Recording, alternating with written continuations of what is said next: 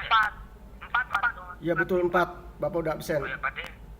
Oke, ini buat rekap Bapak nanti Bapak cek. Oke, kita mulai aja. Ya, Pak. Biar cepet ya. Oke. Oh belum ya. Coba yang mic-nya dimatiin. Kita akan belajar tentang struktur ya dari teks laporan ya. Struktur dari teks laporan percobaan. Seorang ilmuwan itu kan ini ya harus maaf. Kenapa di buku kalian tuh judulnya itu di Mahir Bahasa Indonesia itu menjadi ilmuwan ya, menjadi ilmuwan muda. Nah, seorang ilmuwan tuh harus banyak mengadakan percobaan ya. Harus sering ya. Nah, si percobaan tersebut didokumentasikan dalam bentuk teks laporan percobaan. Ya, jadi bukan cuma belajar ilmunya, tapi belajar juga bagaimana percobaan tersebut harus menjadi harus dibikin sebuah laporan percobaan ya, yang terdiri kemarin udah ya, yang terdiri dari judul ya, pendahuluan, latar belakang masalah, rumusan masalah, tujuan. Nah, setelah itu ada hasil dan pembahasan, maka dibikinlah simpulan. Nah, simpulan ini yang penting ya, simpulan ini penting karena di simpulan tersebut berisi pokok-pokok informasi yang saling dikaitkan, yaitu antara hasil percobaan dan ilmu pengetahuan ya. Baik nanti hasilnya berupa pengetahuan ya ataupun penemuan baru ya. Dan ternyata simpulan ini dapat ditulis dalam bentuk poin-poin paragraf atau poin-poin atau paragraf ya. Ya. Dapat berupa poin-poin atau karangan lah kayak gitu ya. Jadi simpulan itu kalau bahasa kaliannya itu kesimpulan. Nah, kemarin kita udah belajar ada apa saja di laporan percobaan ya. Nah, sekarang struktur teks laporan percobaan. Ini sama dengan ini ya, sama aja ya. Judul, pendahuluan. Nah, ini strukturnya begini, tersusun ya. Judulnya apa? Ya, judulnya ini harus singkat, ya, khas, serta menampilkan kata kunci ya. Kenapa disebut kata kunci? Karena dia akan mewakili seluruh dari laporan percobaan ya. Jadi orang tuh kalau udah baca judul menarik, oke. Kali ada seminar judulnya nggak menarik, nggak enak gitu kan. Jadi judul hal yang sangat penting. Kemudian pendahuluan. Pendahuluan ini memaparkan latar belakang. Latar belakang itu kenapa mau mengadakan penelitian kayak gitu ya. Terus rumusan masalah ya yang akan dibikin percobaan. Rumusan masalah ini suatu alasan kenapa ada bukan. Kalau alasan kan di pendahuluan ya. Lalu masalah itu proses proses.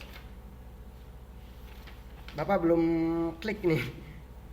Jadi rumusan ada pendahuluan itu ada memaparkan latar belakang, terus rumusan masalah. Jadi masalah-masalah yang akan diteliti ya, dirumuskan dalam bentuk kayak karangan, kata penjelasan kenapa akan bagian penelitian tersebut, dan tujuan dari percobaan ya secara lengkap. Itu di pendahuluan ada 3. Jadi pendahuluan itu ada 3 hal penting ya yang harus yang harus dipaparkan di situ ya. Latar belakang masalah, rumusan masalah, dan tujuan.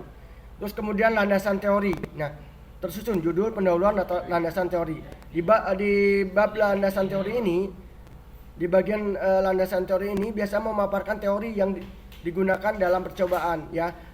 Pada landasan teori ini dia harus merupakan teori-teori yang ada gitu ya, teori-teori yang ada oleh ilmuwan atau penulis ya.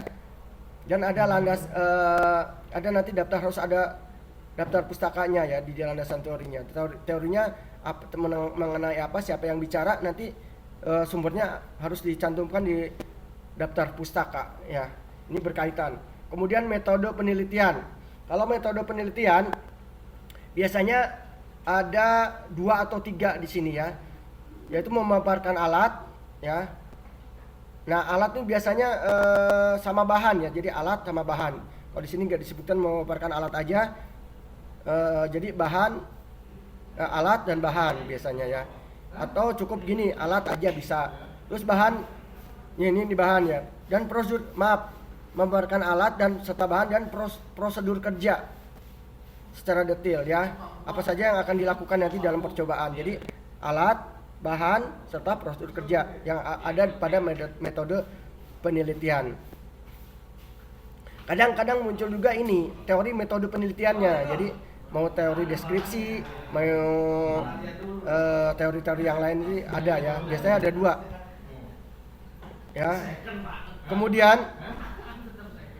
Kemudian hasil dan pembahasan ya.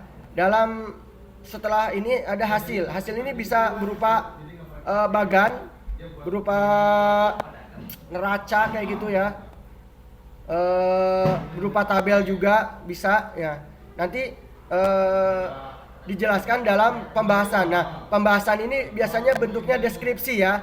Bentuknya deskripsi. Jadi hasil tabel atau bagan atau itu dijelaskan dalam bagus. Maaf. Ya. Dipaparkan dalam pembahasan.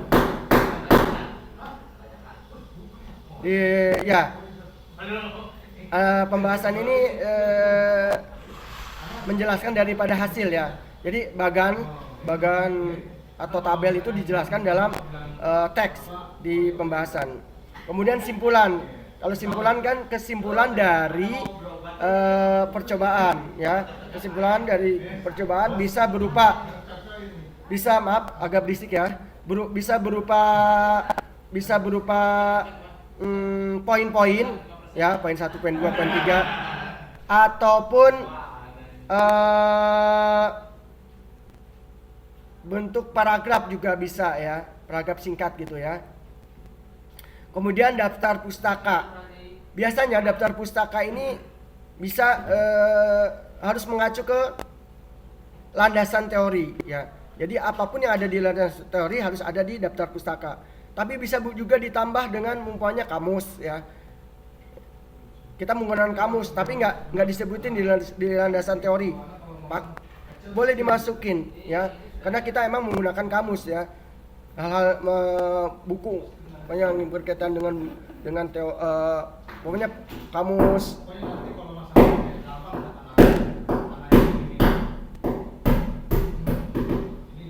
Umpamanya kamus bahasa Inggris ya. Terus mungkin nanti ada kamus kedokteran kayak gitu dimasukin, boleh. Nah, itu dari struktur teks laporan percobaan. Judul, pendahuluan, landasan teori, metode penelitian, hasil, dan pembahasan, simpulan, daftar pustaka. Jadi bentuknya udah kayak gini ya, kayak yang kemarin ya. Nih, judul, pendahuluan. Ini latar belakang dijabarin, rumusan masalah dijabarin, tujuan dijabarin, terus landasan teori. Landasan teori berkait dengan daftar pustaka. Dia teori-teori dari ilmuwan, tapi dalam bentuk paragraf yang menyambung gitu ya. Dengan teori, umpamanya teori Darwin, terus disambungin dengan teori ini gitu, dengan paragraf-paragraf yang nyambung, atau antar katanya harus ada bersambungan ya. Nah, kita bahas setelah kita membahas dari apa namanya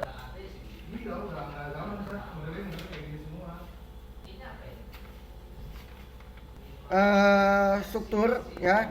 Kita bahas dari ciri kebahasaan ya. Ciri bahasa teks laporan percobaan ya. Nah, ciri kebahasaannya itu pertama menggunakan kalimat kompleks ya. Kalimat kompleks karena laporan percobaan ini harus ada keterkaitan antara antar paragraf ya, antar struktur itu harus ada keterkaitan, makanya akan muncul kalimat-kalimat kompleks ya. Apa itu kalimat kompleks? Kalian udah belajar ya. Kalimat kompleks itu biasanya terdiri dari dua kata yang digabung lah ininya ya. Ataupun ini ada yang masuk lagi, Isa. Maaf. Kok masuk ke sini sih? Ya. Ada induk kalimat, ada anak kalimat, biasanya seperti itu ya. Dan dengan dua verba atau lebih, maksudnya ya dua verba atau lebih itu ada dua predikat di situ ya yang digabungkan. Ya, biasanya ada penyambung atau enggak ya. Terus kata penghubung ya. Ini nih kata penghubung. Banyak menggunakan kata penghubung ya. Seperti dengan demikian, dan ya. Kata penghubung antara kata ya, dan ya, atau kata penghubung antar frasa ya. Frasa itu kan gabungan dua kata ya. Gabungan dua kata biasanya atau lebih ya. Gabungan dua kata atau lebih, tapi bukan berbentuk seperti kalimat ya. Dia dua kata atau lebih. Nah, itu harus ada kata penghubung, biasanya menggunakan kata penghubung. Dan juga kata penghubung antar klausa ya. Antar klausa ini jadi situ ada subjek, nama, predikat ya. Hampir jadi kalimat ya. Terus kata penghubung antar kalimat. Nanti kalian belajar ya kata penghubung ya. Mungkin udah di kelas yang lain. Terus menggunakan kata rujukan ya. Menggunakan kata rujukan. Ya, seperti dengan demikian, seperti itu ya. Oleh karena itu, ya, dia merujuk ke kalimat yang sebelumnya, merujuk pada kata yang sebelumnya ya. Umpamanya membahas tentang polimer, umpamanya membahas, ini kimia ya, pelajaran kimia, membahas tentang polimer. Yang bla bla bla, terus habis itu hal tadi ya, hal tadi berarti hal yang telah disebutkan, jadi ada merujuk ke kata rujukan ya. Terus istilah teknis.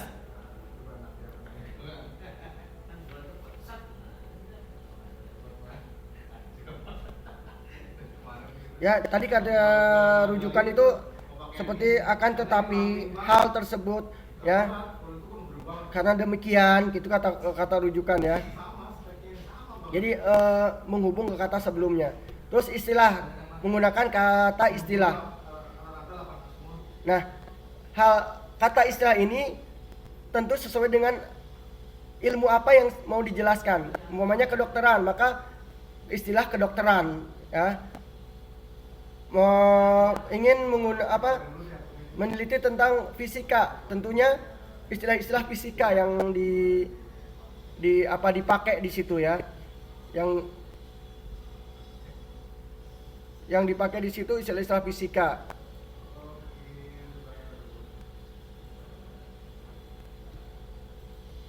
Nah, bagaimana kalian memahami kata dan istilah ya? Tadi kan kata dan istilah yang menggunakan istilah teknis ya. Menggunakan istilah teknis ya. Teknis sesuai dengan keilmuannya ya. Ilmu yang sedang diajukan ya. Di sini memahami kata dan istilah. Ini catatan ya. Ada di buku juga.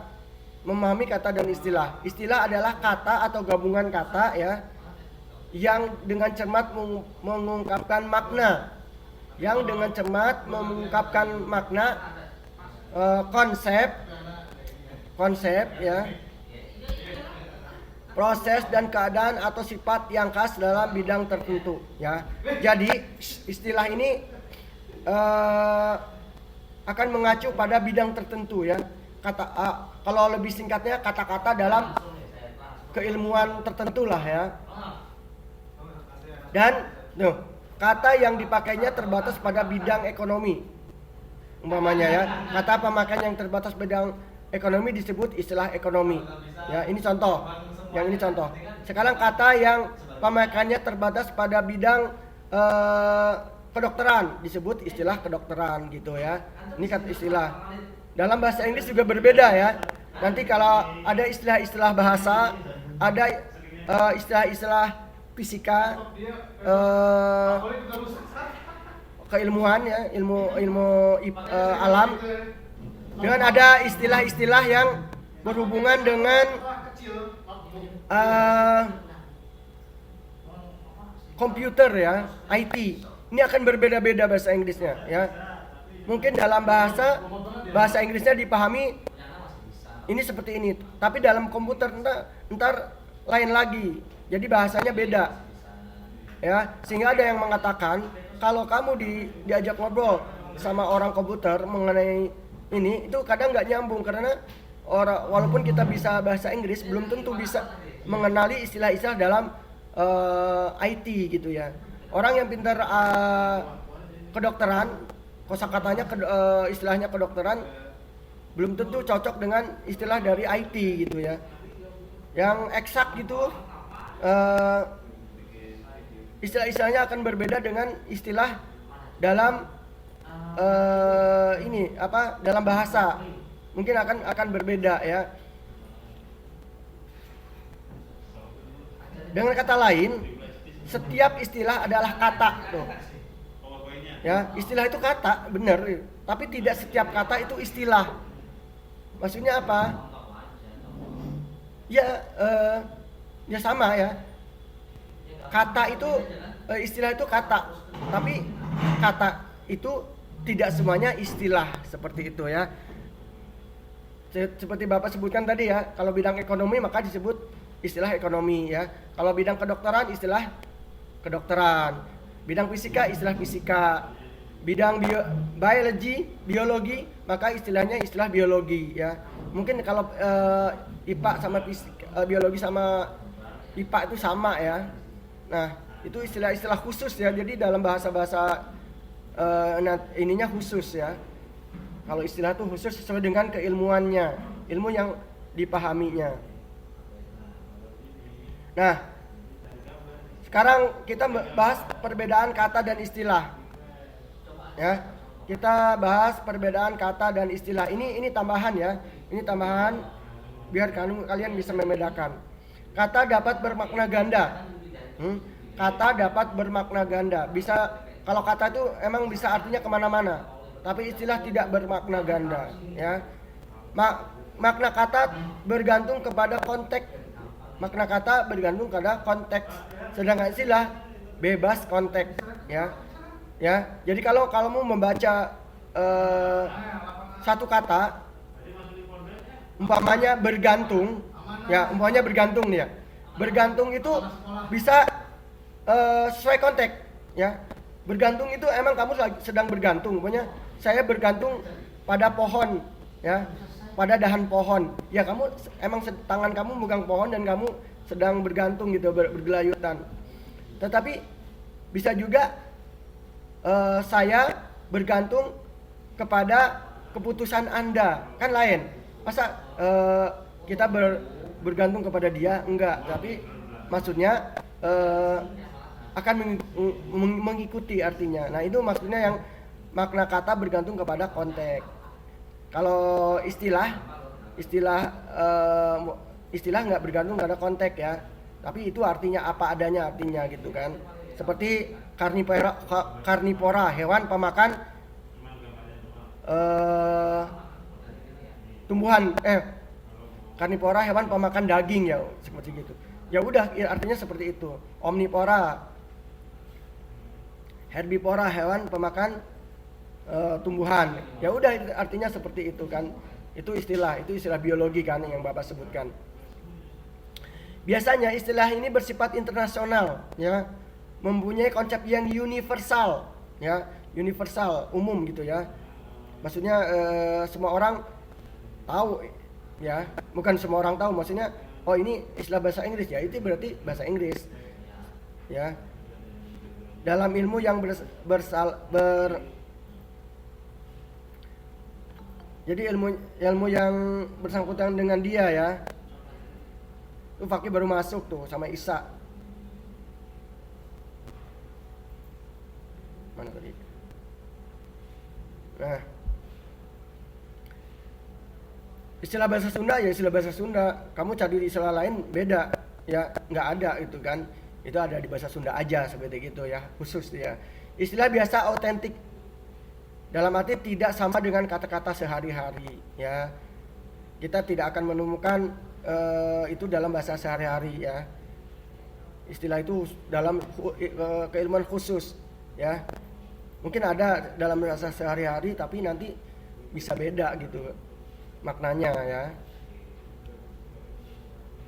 Ini Bapak kasih contoh-contoh istilah nih ya.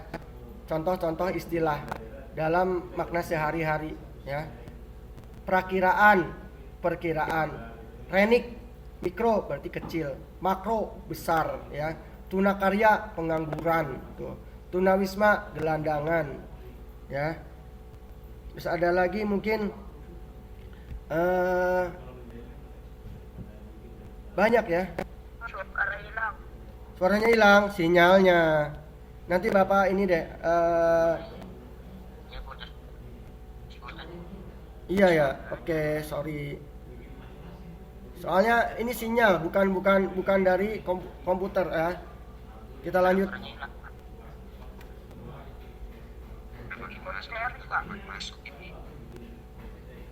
Oh, Bapak nggak lagi mood masalahnya. Mic-nya nggak. Tuh. Coba dimatiin dulu ininya. Biasanya mic-nya ada yang nyala itu ya. Kemungkinan mic-nya nyala atau sinyal. Oke. Ini langkah-langkah menyusun teks percobaan. Jadi percobaan itu tidak langsung hilang lagi.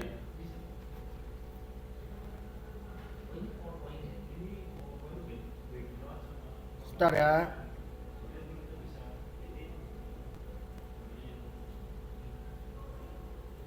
Bapak pakai hotspot sendiri deh. Bapak pakai hotspot sendiri. Putus ya? Iya ini banyak yang pakai ini 8 kali. Oke. Wait a moment ya, tunggu sebentar ya. Oke. Udah kedengar? Dulunya Bisa ya? Langkah-langkah menyusun teks laporan percobaan. Hal yang harus dilakukan dalam menyusun teks percobaan ya harus biasanya mengikuti langkah-langkah ya, yaitu disusun berdasarkan kaidah-kaidah keilmuan ya, dengan bahasa yang lugas. Isinya harus benar-benar dapat dipertanggungjawabkan secara keilmuan ya, harus dipertanggungjawabkan secara keilmuan. Biasanya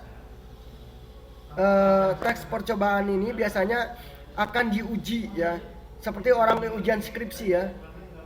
Dia akan mempresentasikan itu di hadapan ilmuwan-ilmuwan yang lainnya ya. Apakah ilmuwan ini kontroversi atau bisa diterima ya.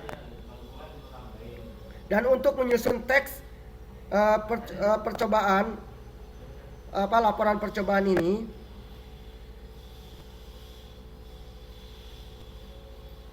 maka tentu kita harus melakukan sebuah percobaan ya, penelitian dahulu. Kemudian dari percobaan tersebut akan ada hasil-hasil ya yang dicatat secara rinci, disusun menjadi sebuah laporan. Tentunya laporan tersebut harus yang memenuhi kaidah keilmuan ya, baik dari ilmu aspek strukturnya dan fitur bahasa yang digunakan. Nah, kemarin strukturnya yaitu seperti ini ya, strukturnya itu seperti ini kemarin ya. Ya, strukturnya seperti ini. Nah, Atau ini penjelasannya, ini strukturnya seperti ini ya. Judul, pendahuluan, latar belakang masalah, rumusan masalah apa aja, tujuannya untuk apa diadakan penelitian, landasan teorinya, teori-teori yang kamu kumpulkan mengenai apa percobaan ya, yang berkaitan dengan percobaan, yang berkaitan dengan penelitian, terus bagaimana metode penelitiannya ya. Biasanya nanti ada metode selain alat dan bahan. Kalau yang ini ada metodenya diungkapkan juga ya. Hasil dari dan pembahasan, hasil berupa tabel, berupa diagram boleh, atau berupa tabel, diagram, grafik mungkin ya. Kemudian dijabarkan dalam pembahasan dari hasil ini, hasil berupa tabel tersebut, karena itu kan berupa tabel dalam bentuk lebih singkat. Kemudian dibahas secara rinci ya, sesuai dengan hasil ini dibahas. Kemudian dari pembahasan ini diambil kesimpulan, atau simpulan disebutnya, bukan kesimpulan. Diambillah simpulan. Simpulan itu bisa berupa poin, tadi Bapak sebutin poin-poin 1, 2, 3, 4, 5 ya. Lebih poin-poin singkat lah, ataupun bisa berbentuk paragraf penjelasan ya, berupa penjelasan ya. Jangan lupa nanti struktur terakhir adalah daftar pustaka ya, daftar pustaka. Nah, ini pendahuluannya seperti ini ya. Ini hampir sama dengan skripsi ya. Karena skripsi itu kan penelitian. Persis seperti ini. Mungkin bedanya di sini nanti ada ucapan terima kasih, terus kata pengantar, banyak lagi nanti ya. Nah, intinya seperti ini ya. Ada yang cuman pendahuluan aja, terus landasan teori. Ada yang lebih singkat, nanti bisa dilihat di web, biasanya ada. Tapi itu untuk penelitian sekolah ya. Kalau penelitian lebih ini seperti ini biasanya. Nah, langkah-langkahnya yaitu mengumpulkan data tadi kan. Data yang diperoleh ya, dicatat berdasarkan percobaan. Kemudian mengembangkan ya. Data itu dikembangkan ya sesuai dengan kaidah struktur teks ya. Sesuai dengan kaidah struktur teks, yaitu pendahuluan dan teori ini ya. Ya. Dikembangkan berdasarkan ini ya.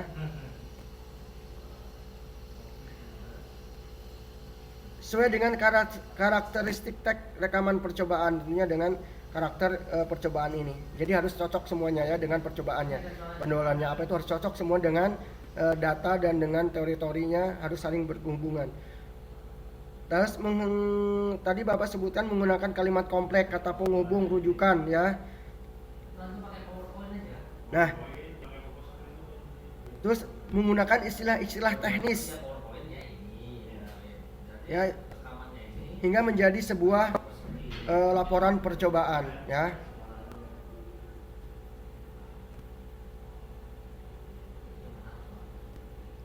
Nah, berdasarkan ini semua kita dapat memahami bahwa dalam teks rekaman percobaan harus ada data ya. Ini harus ada data tadi udah ya. Terus dikembangkan datanya.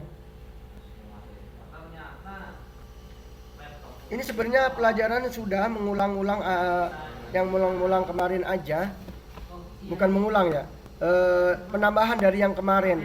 Jadi sampai di sini ya. Sampai di sini ya. Jadi setelah kalian mengumpulkan data, kemudian dikembangkan dalam bentuk laporan yang terdiri dari pendahuluan, pelandasan teori, ya, landasan teori. Ya, pendahuluan kan terdiri banyak ya, pendahuluan cuman pembahasan pendahuluan itu